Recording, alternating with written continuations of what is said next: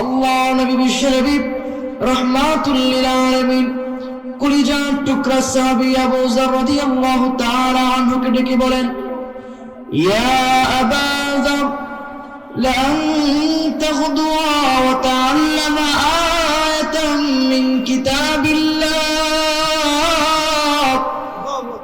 ওগো আবু যর, তুমি যদি কালামে হাকিম থেকে মাত্র একটি আয়াত শিখতে পারো, একটি মাত্র আয়াতের ব্যাখ্যা জানতে পারো, খায়রুল লাকা মিন আন তুসাল্লিয়া মিআতা রাকাত, একটি মাত্র আয়াত জানলে পরে তোমার আমলনামায় 100 রাকাত নফল নামাজের সওয়াব যিনি দিয়ে দিবেন তিনি কে?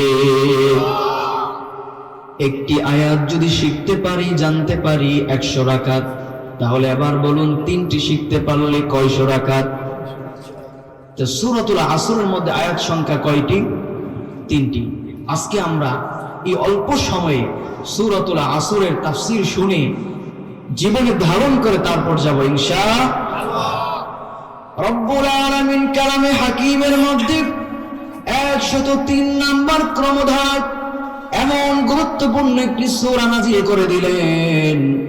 ইমাম শাফি রাহমাতুল্লাহি আলাইহি বলেন, আল্লাহ রাব্বুল আলামিন যদি গোটা 30 পারা কোরআনের মধ্যে আর কোন সূরা নাযিল না করে একটি মাত্র সূরা আসর নাযিল করতেন, আর মানুষ যদি সেই আসর সূরাটাকে ধারণ করতে পারত, লাকাফাতহুম, এই মানুষগুলোর জন্য, তাদের হেদায়েতের জন্য ওই সূরা আসর যথেষ্ট। সুবহানাল্লাহ।